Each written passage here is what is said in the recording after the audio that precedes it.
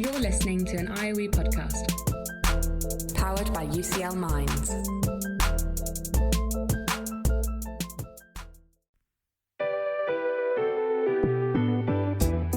This is Research for the Real World. Conversations with researchers about the paths they've taken to shape our everyday lives.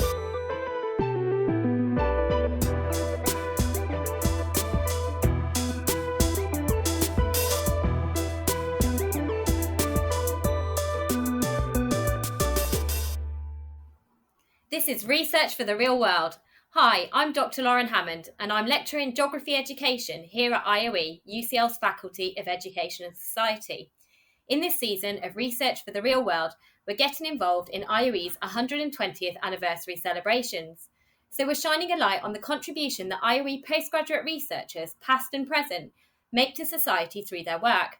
This is also a momentous occasion for those involved with the EdD programme, as it celebrates its 25th year. In this episode, I'm delighted to be talking to Dr. Richard Freeman. Richard is head of the Centre for Doctoral Education and the Deputy Director of UCL Bloomsbury and the East London Doctoral Training Partnership, which is an ESRC-funded organisation that brings together 5 leading social science institutions: UCL, SOAS, the London School of Hygiene and Tropical Medicine, Birkbeck, and the University of East London. Richard's responsibilities include supporting the development of generic skills for postgraduate and postdoctoral researchers here at IOE. Richard is also interested in issues related to doctoral education, especially psychological issues that can affect doctoral submission. Richard's research centres on academic identities, and he has a particular interest in doctoral students' identities. Hi Richard, welcome to the podcast. It's really great to have you here today. Hi Lauren, it's great to be here. So Richard, I'm keen to learn more about your work at IOE, but first it'd be great to get to know you a little bit more. How did you become involved in education? Perhaps you could tell us about your own experiences at university and how you got to be where you are now. That's a good question. I'll actually start a step earlier. So I was born and grew up in West London, quite close to Heathrow Airport really, and went to what was a private school at the age of 11 through to 18. And that helped me to be able to go to the University of Cambridge, where I initially registered to do natural sciences, but ended up doing social and political studies. I enjoyed my experience of education, doing an undergraduate degree. So after a year, mainly spent in America and also just earning some money, I went to do a PhD, a nice funded PhD at the University of Birmingham, and enjoyed that. So that was actually in psychology. And after that, had what's called a postdoctorate. So I worked as a postdoctoral researcher, which I greatly enjoyed. But I was keen to get back to London. I really like living in London, being in London, but I'd been away for a long time. So I decided to get a job in London, and I ended up getting a job as a kind of junior lecturer in the Department of Psychology, the newly formed Department of Psychology, which was very tempting, at what's now known as London South Bank University. Had a great 9 years there, running the psychology programs, doing lots of other things as well. But I'd got involved in writing a book on study skills for Sage publishers, and I'd really enjoyed doing that. And then an opportunity came up at the Institute of Education, as it was then. And so I decided to come to IOE back in 2006, a long time ago now. And this was really a job that was helping researchers to become good researchers. So this was building on my skills in statistics, in research methods, and also these study skills that I realised was a thing. I hadn't really thought about it before that. And I've been here ever since. So working my way up, and I think just the last man standing, I've ended up being the head of the Centre for Doctoral Education. So I'm responsible now for almost 1,000 postgraduate researchers doing various research degrees here at IOE. Great to have you here at IOE and to hear about your journey. And there is a clear focus on supporting and developing researchers' skills that's been seen throughout your career, which is really interesting to hear.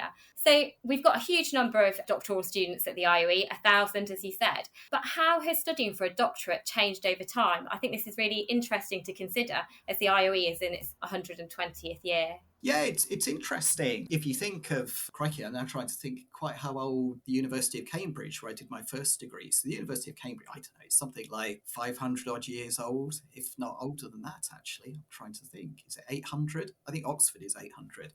But these are very old universities. And you've got UCL that is, 200, nearly 200 years old. And you kind of think, well, universities have been around for a long time. IOE's a newcomer on the block. Relatively at 120. But what's really interesting is IOE is older than the UK PhD. Now, I think that would surprise people because I think most people would think, but surely, PhD dates back to, as I say, I think Oxford's 1215 was its foundation. Surely PhDs would have been awarded shortly after that. That's not true. The first PhD, you're actually looking at the University of Oxford 1917. So really very recent. And it's interesting that the UK PhD, it was effectively started in 1917. It wasn't the UK that pioneered it. For that, you need to go back to Berlin, and I think it was about 1810. And previously, doctorates were essentially the professional doctorates, so things like medicine and law. And this was what we now understand as the PhD was essentially invented in Berlin, as I say, in the early 19th century. And the British were very reluctant to have the PhD. But it was interesting, after it was kind of started in 1917, it rapidly was adopted across the different universities in the United Kingdom and with very few changes. But what is interesting is at the start of the 21st century, Sir Gareth Roberts, who was actually quite an eminent physicist, was asked to write a report by the then Labour government on PhDs. And he wrote a report that was called Set for Success, SET standing for Science, Engineering and Technology. And he did a kind of review of the PhD. And he very memorably said that the product of the PhD was not the thesis, which is what most people would have said. It's like, but you produce this 100,000 word thesis, something like that. That's what you produce. He said, no, important though that is to the field of research, the product of the PhD is the researcher. And this report he wrote, which now you'll hear referred to as the Roberts Report, led to the British government providing quite large sums of money. We're talking tens of millions of pounds to the universities that had PhD students.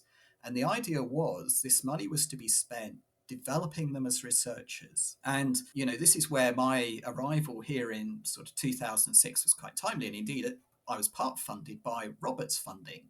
So it was the funding that the Institute of Education, as then was, had received. And as much as anything, it's like, oh, crikey, how are we going to spend this? So they made the perhaps questionable decision of using a good chunk of that money to pay my salary. But it meant that you had someone who was really focused on how can we help people to develop as researchers and not just to focus on their research. And I think that's the most profound thing that we've seen. So this recognition of looking beyond the research itself to the person.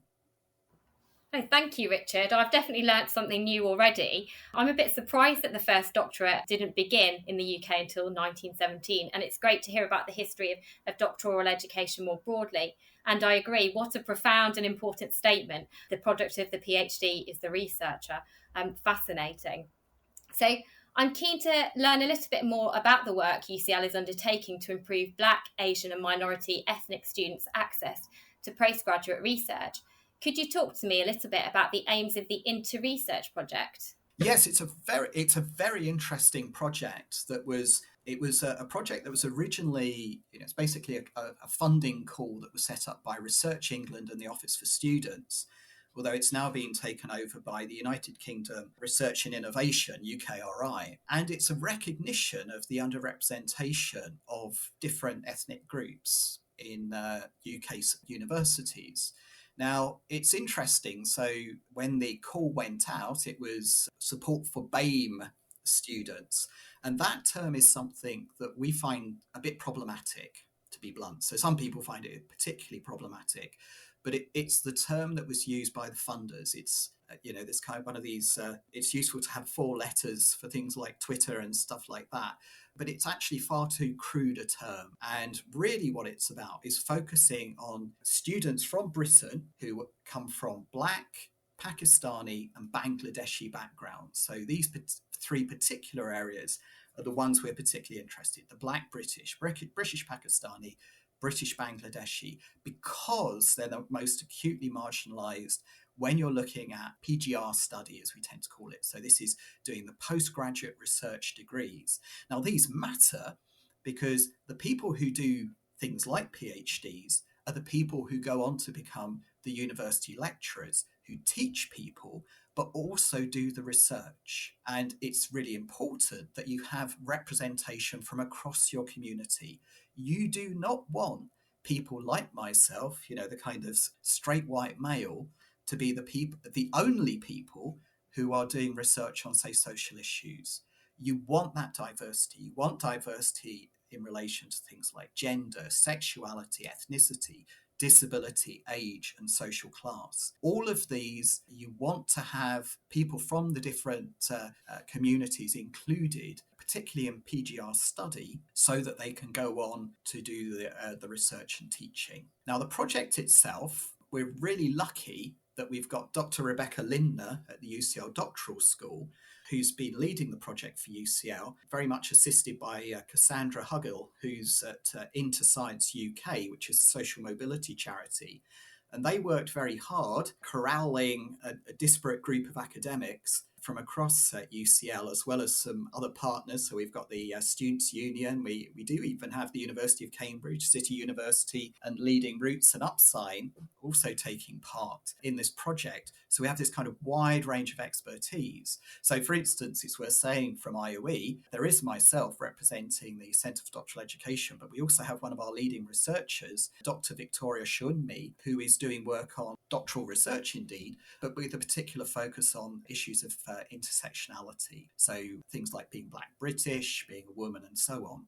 So we've got this kind of really good group, and the project is looking to recruit, it's actually over 300 current undergraduates over a period of time who will engage in a 12-month-long mentoring and development program. And in particular, it's going to include an 8-week placement. That placement will take part with experienced academics and mentors across UCL, across the different areas, the sciences, the social sciences, the arts and humanities. And most importantly of all, they will actually be paid to do that placement, because one of the things that we're very concerned about is not just that this is an opportunity for people who are underrepresented in terms of ethnicity, but also we don't want things like people's personal background, their social class to be an issue in whether or not they can participate. It's pointless having an activity that's about inclusion if it's set up in a way that excludes groups of people. And the idea of this experience is that it will actually help the students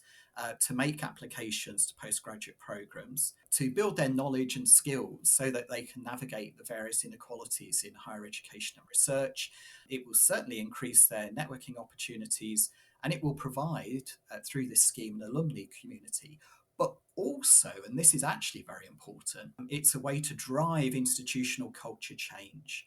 So there'll be training for staff who supervise, train or support the various postgraduate research students.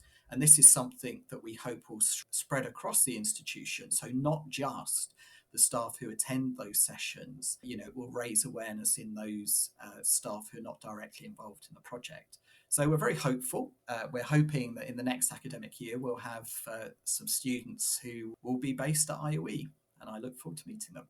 That's brilliant, Richard. It sounds like such an important project which will support and empower prospective students and their supervisors, and ultimately challenge some of the well-documented systemic injustices in academia that you mentioned, including knowledge production related to teaching and also in kind of leadership and professorial positions in academia. So I'm really interested and look forward to seeing how that develops. As part of the work of the Centre, you've been producing a MOOC to help demystify the doctoral student experience. Can you tell us a bit more about the importance of this initiative? Yes, I think in a weird way, it's almost the activity that I think has the most potential to have the biggest impact. So this is actually a project. It's led by the Bloomsbury Learning Environments, in particular Sarah Sherman and Nancy Whites from the Bloomsbury Learning Environment are leading on this. And it's with colleagues from various Bloomsbury colleges. So some of you actually mentioned who are in our doctoral training partnership. So Birkbeck, the London School of Hygiene and Tropical Medicine, the School of Oriental and African Studies, but also the Royal Veterinary College and the School of Advanced Study. And we're all working together to create this MOOC. Now, it's worth remembering what MOOC means. At one point, just a few years ago, we were told that this would make all of us redundant. Well, that's not how MOOCs have turned out to be, but they are actually really interesting. So MOOC stands for Massive Open Online Course. And the idea here is that you are not limited by the physical spaces that you might use to teach. And you actually design a course so it's almost infinitely scalable. So you don't say, we've got 100 places or 500 places. It's something that can be available to almost any number. Now, the motivation for this MOOC is one of the issues you have now is when you're thinking about university study, in the UK at least, it's effectively when you're looking at the kind of 18-year-olds, the age at which people would typically go to university, not all the time, but the participation is pretty close to 50%. Going to university is normal in the same way that going to school is. So not everyone, absolutely, but there's a sense in which it's normal. And people have this idea of what it means to go to university, what it means to study for an undergraduate degree. Increasingly, that's the case for a master's.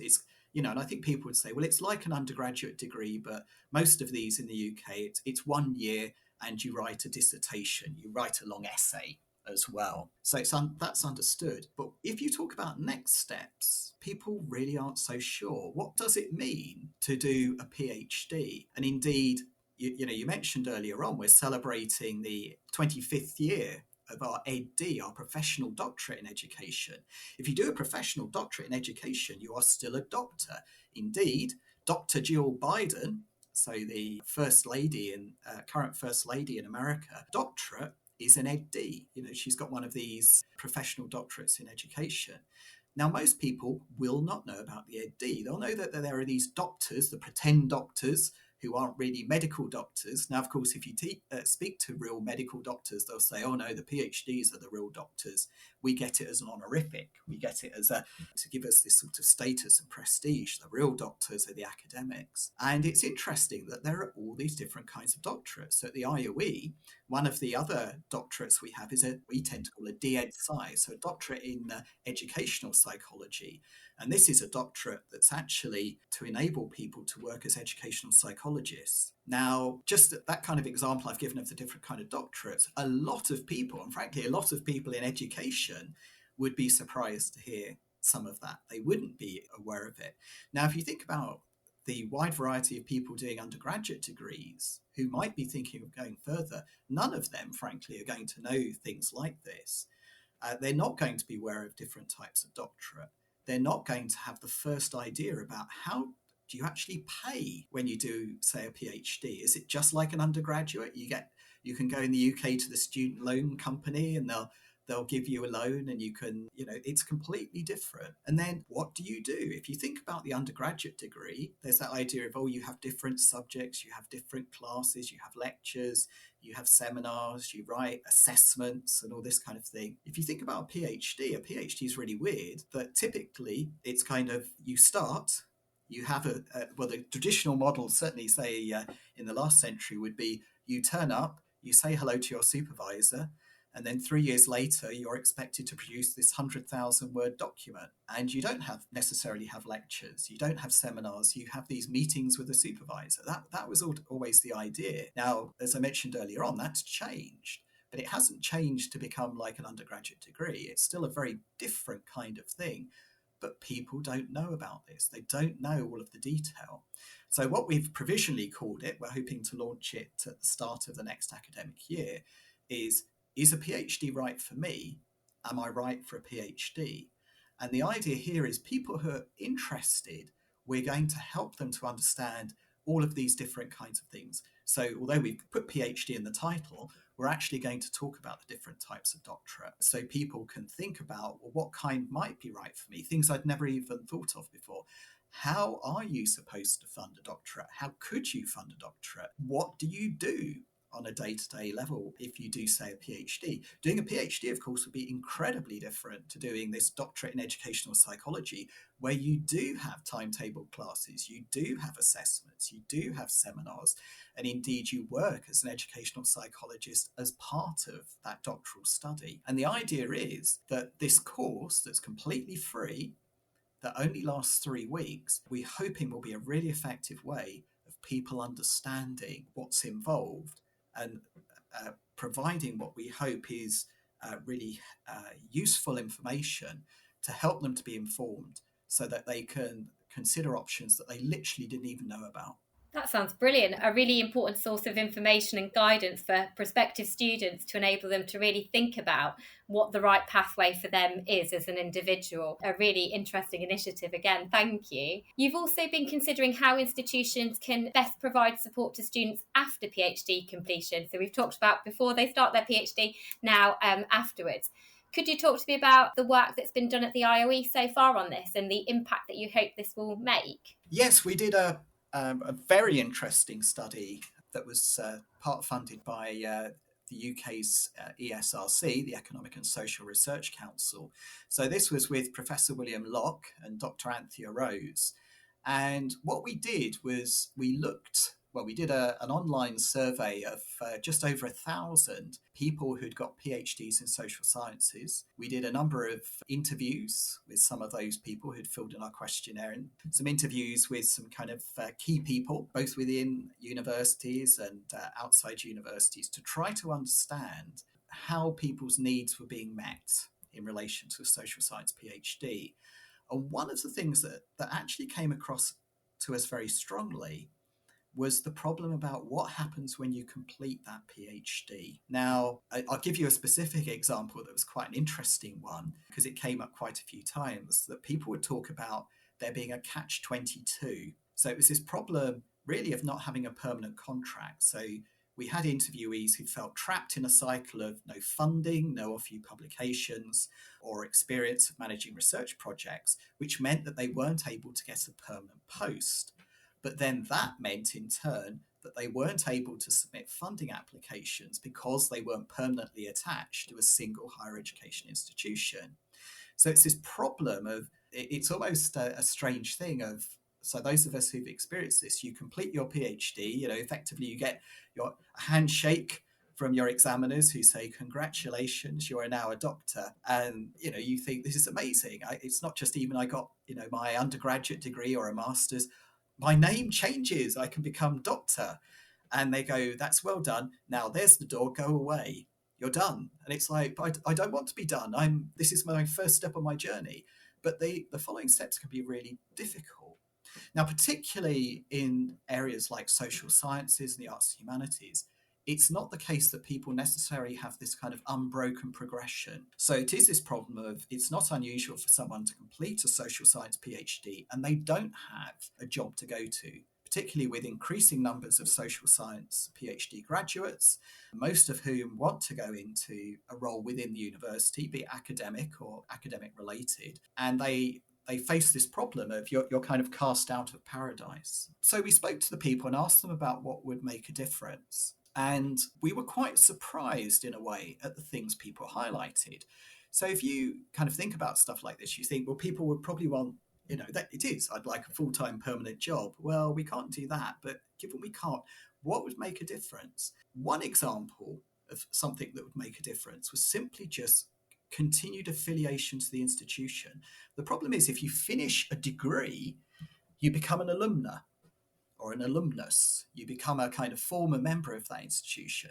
So the universities are very excited about such people because basically they want them to give money at some point in their careers as they go on to become successful, hopefully in part as a result of that degree. But if you're, say, somebody who's got a PhD, if you're presenting at a conference and you completed your PhD, you can't say, I'm at that institution because you finished. So literally just having some kind of associate status would make a big difference. So being able to say, I'm still associated with that institution. Otherwise, you become an independent researcher. And the problem is that just looks odd. If you're at a conference and people have their affiliation on a badge, if you're just listed as an independent researcher, that can be viewed with suspicion. Let's be blunt. I think that's what it means. So we introduced at the IOE what we've called an honorary postdoctoral fellowship. So that means you can say, I'm an honorary postdoctoral fellow of IOE. So it doesn't cost us anything, but it's invaluable to the person who got that PhD, or also for the EdD. What else did they want? Again, it's kind of a similar thing, an institutional email account. So to be able to email somebody, and in my case, the @ucl.ac.uk. Now, as with most universities, if you're a former student, you can get that alumnus.ucl.ac.uk.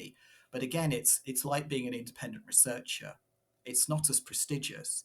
So literally being able to carry on with the email address was something that was valuable. And then the final kind of cluster of things, and one that really does make a lot of sense, was people said, well, there's a problem. When you finish your PhD, you often want to focus on writing up some publications, both to disseminate your research, but also to help you to get a job. But that requires that you've got access to the library. Now, again, UCL is quite generous. If you're an alumnus, you can come to the library and you can access the library resources. But that's very limited. If you're not able to access central London, then you really can't access all those resources. There's access to some electronic journals, but not the enormous amount that we have access to as members of UCL.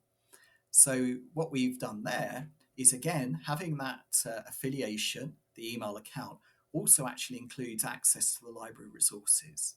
So it helps people to be able to carry on with their research. It's quite shocking. People sometimes forget that if you aren't affiliated to an institution, if you click on a paper that's published in a journal, you will normally be asked to pay sums of money that can be frankly quite astonishing.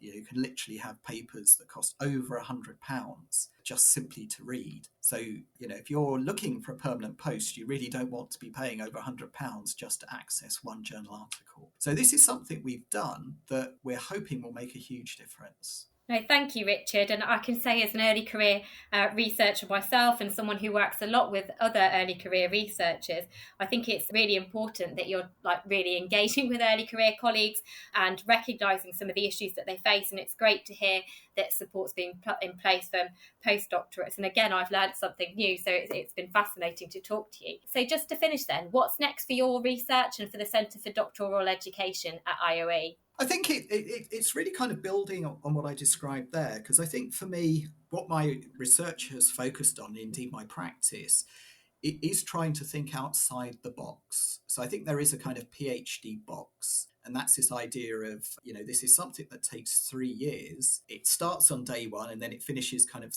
3 years later. But as we've been talking about earlier on, there is a real issue of thinking about what comes before the PhD. So we've got these 2 projects we were talking about earlier. We've got the kinds of things you can do afterwards. So we've got this honorary postdoctoral fellowship. Hopefully there's more we can do there too. I hope there's more we can do in terms of helping people into doctoral study. There's within that kind of, as I say, I very deliberately said this kind of 3-year PhD. The PhD is not simply 3 years. So of course that would be a full-time PhD. But for a lot of people doing part-time study, so for instance, if you've got caring responsibilities, doing a PhD part-time, and rather than 3 years, that would be 5 years, is an option. We've spoken about the different types of doctorate. So the EdD, the doctorate in educational psychology, the classic PhD. There's actually another form of PhD, which is one that we are developing. And this is what's called an integrated MPhil PhD. And this essentially is the idea of merging the master's study you might do before a PhD. So increasingly now there's an expectation that people do a master's before a PhD. But what you can do is combine the two. So rather than having what we tend to call a 1+3, you can have a 4. So you do that work over a 4-year period. But what you don't do is really 2 separate degrees. You don't do, as it were, a master's, complete that, and then you start a PhD. So what you can do is start your PhD on day 1 of that 4 years.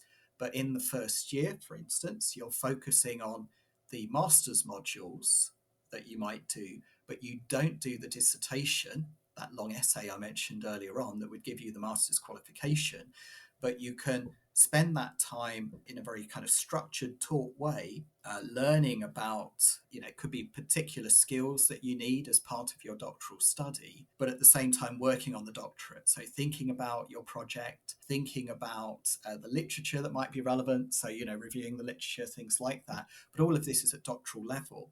Now, why I think this kind of thing is important, so we have a version of this, but we're trying to develop that further, is it something that really can make this study more inclusive? Because ultimately you do get down to this issue. Academia in the UK is not as inclusive as it might be. And if you are really concerned about addressing that, you need to think quite carefully every step of the way how you can make it more inclusive. And really, I think that's our focus. And it's certainly something in terms of research. So I do want to mention a PhD student of mine, Hugh Kilmister, has just completed, well done Hugh, or rather Dr. Kilmister. So he's completed his PhD, which actually was looking at experiences of social science PhDs and about the kinds of things that we can do to support applicants, what institutions can do, what funders can do to prepare students for doctoral study as well as supporting them. And indeed, I also have a student, Laura Shepherd, who's working with myself and Dr. John Reeds in the Bartlett School of Planning, looking at gendering and diversifying the research pipeline. So looking at the data sets that are available to understand how gendered the PhD is, but looking at an enormous data sets. This is the British Library eTheses online service, where they have records for 500,000 students. And Laura is looking at how you can use some very powerful quantitative geography methods to actually understand the gender breakdown across different institutions, across different subjects, and crucially across time. So hopefully we can kind of put all of this together and just steadily work to build that inclusion. So there's lots of exciting possibilities for doctoral students and the Centre for Doctoral Education, and work which will hopefully go some way to challenging the systemic injustices we have in higher education. It was also really lovely to hear about some of the work of your own doctoral students there. It's been really great to talk to you today, Richard, and to learn about your work and the work of the Centre for Doctoral Education at IOE, particularly the important work around social justice, inclusivity and access to higher education. Thank you for joining us here today. Thank you very much. It was great to be here, and I hope people found that useful. And those people who are interested in doctoral study, please do look out for our MOOC, because that's something you'll be able to take a look at. And hopefully you might find out some interesting things there about doctoral study, and maybe tempted yourself if you don't already have a doctorate. And you can follow Richard on Twitter at RPJF68 to learn more about his work and research. Some of what we've covered today is also available in the episode notes. If you've enjoyed this episode and want to find out more, we have an archive of 14 past seasons available for you to listen to. Search IOE Podcasts from wherever you get your podcasts from to find episodes of Research for the Real World, as well as more podcasts from IOE. I'm Lauren. Thanks so much for joining me on Research for the Real World. Research for the Real World is produced by IOE Marketing and Communications and IOE Research Development. The theme music was created by Rob Cochran. Tatiana Sotero Diaz is the series advisor, Amy Leibowitz is the series producer, and Jason Ilagan is the executive producer of the IOE podcast.